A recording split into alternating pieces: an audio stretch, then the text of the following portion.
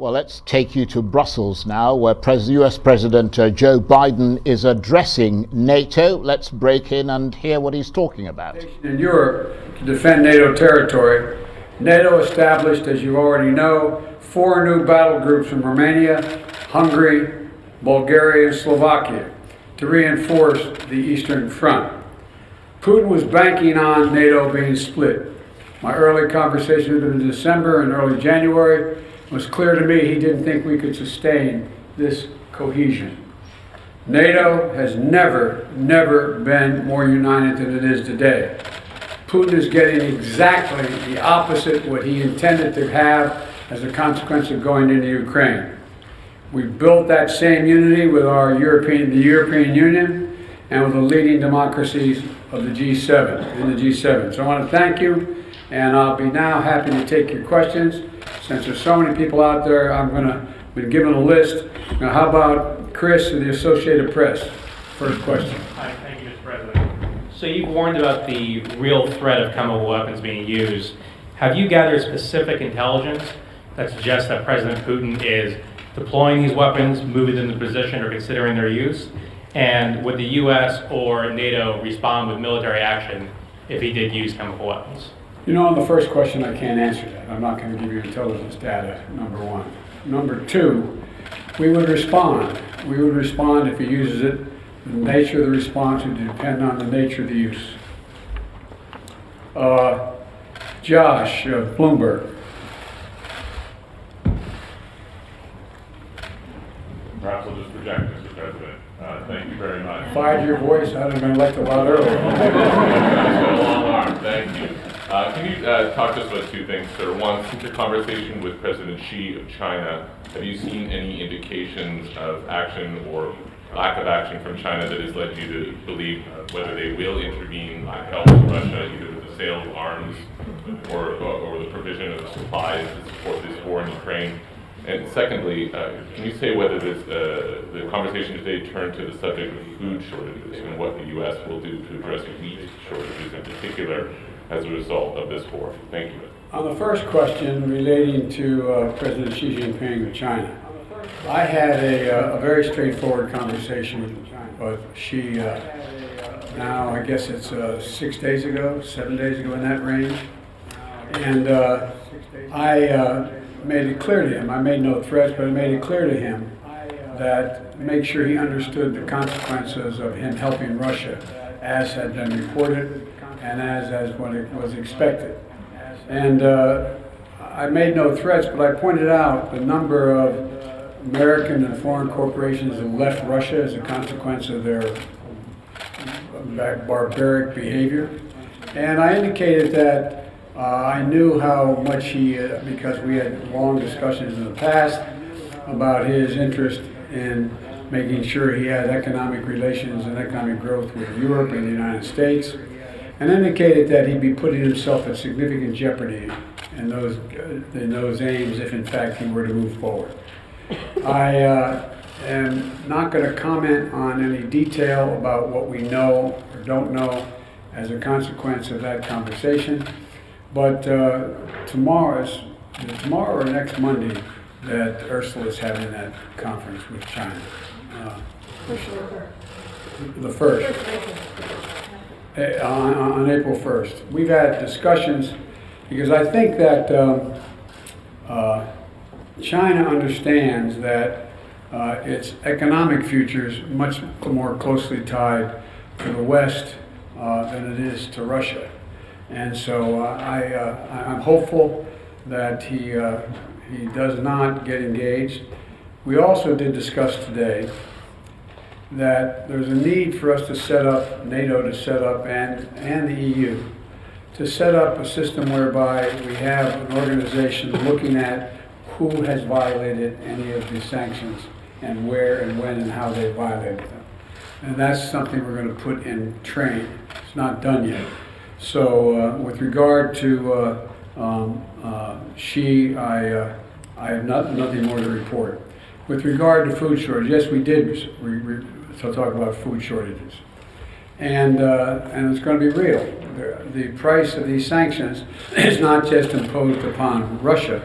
it's imposed upon an awful lot of countries as well, including European countries and our country as well. And because both Russia and Ukraine have been the breadbasket of Europe in terms of wheat, for example, just give one example. But we had a long discussion in the G7 with with both the United States, which has a significant, the third largest producer of wheat in the world, as well as Canada, which is also a major producer.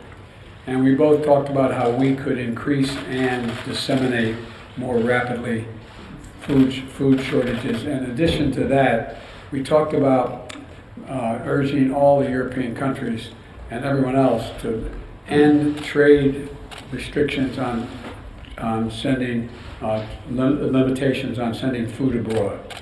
And so we are in the process of working out with our European friends what it would take to help alleviate the concerns relative to food shortages. We also talked about a significant major U.S. investment, among others, in terms of providing for the need for humanitarian assistance, including food, as we move forward.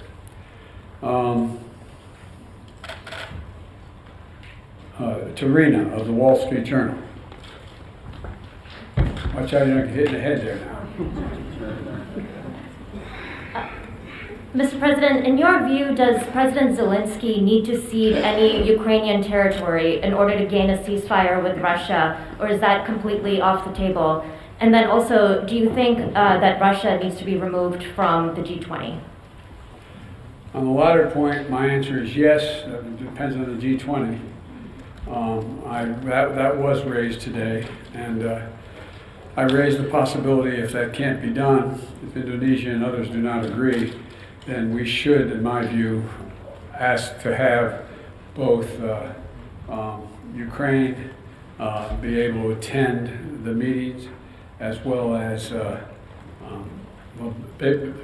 basically Ukraine being able to attend the G20 meeting and observe. With regard to, what was the first question? If you think that Ukraine needs to cease, to give up any territory in order to get a ceasefire. That is a total judgment based on Ukraine. Nothing about Ukraine without Ukraine.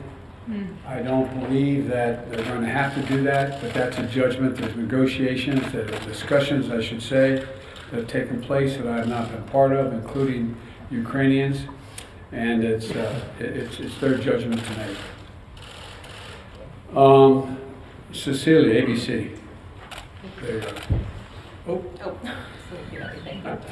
Sir, you've made it very clear in this conflict that you do not want to see World War III.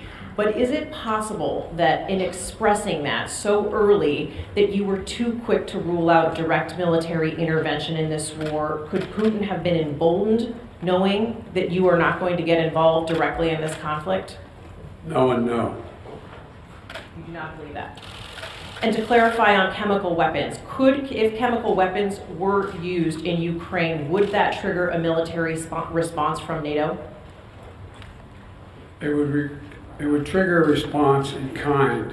Whether or not you're asking whether NATO would cross, we'd make that decision at the time. And my final question, because you're heading to Poland tomorrow, do you think that getting a first-hand look at the effects of this war on these millions of Ukrainians who have fled their country could change the way that you might respond? I don't think so, because I've been to many war zones. I've been in refugee camps, I've been in war zones for the last 15 years, and it's devastating. And but the thing you look at the most is you see these young children. You see children without parents that are in those camps or in refugees.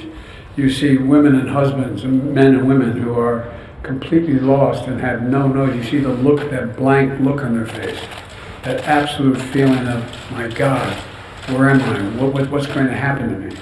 And so, what it will do, it will reinforce my commitment to have the United States make sure we are a major piece of dealing with the relocation of all those folks, as well as humanitarian assistance needed both inside Ukraine and outside Ukraine.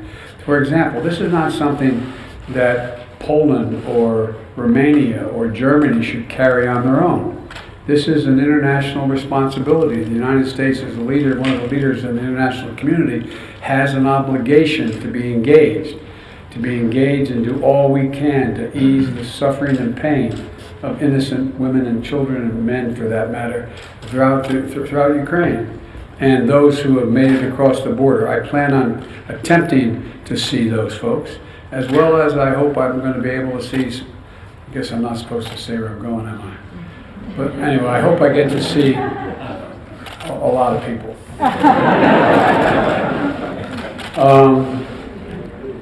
Marcus of Der Spiegel.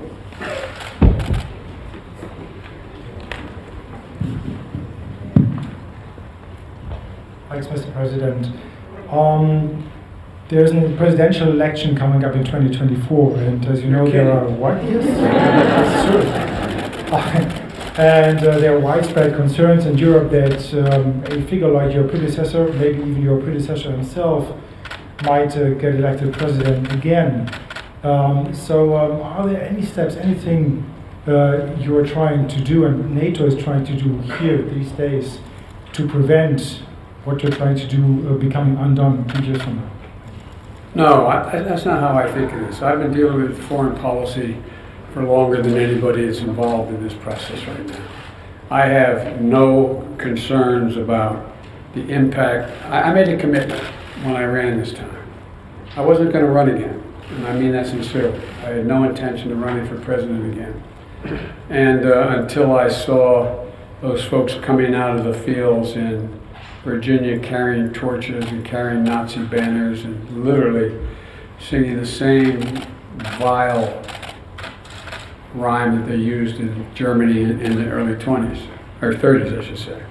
And then when the gentleman you mentioned was asked what he thought, and a young woman was killed, a protester, and he was asked what he thought, he said, "There are very good people on both sides." And that's when I decided I wasn't going to be quiet any longer. And when I ran this time, and I think the American press, whether they look at me favorably or unfavorably, acknowledges, I made the determination. Nothing is worth, no election is worth my not doing exactly what I think is the right thing. Not a joke. I'm too long in the tooth to fool with this any longer. And so we're a long way off in elections, a long way off. My focus of any election is on making sure that we retain the House and the United States Senate so that I have the room to continue to do the things that I've been able to do in terms of grow the economy and deal in a rational way with American foreign policy and lead the world, be the leader of the free world. So, but it's not an illogical question for someone to ask. I say to people at home, imagine if we sat and watched the doors of the Bundestag broken down and police officers killed and hundreds of people storming in. Or imagine if we saw that happening in the British Parliament or whatever. How would we feel? And one of the things that I take some solace from is I don't think you'll find any European leader who thinks that I am not up to the job. And I mean that sincerely. It's not like, whoa, it's that. The point is that when the first G7 meeting I attended, like the one I did today, was in Great Britain. And I sat down and I said, America's back. And one of my counterparts, colleagues, as head of state said, for how long? For how long?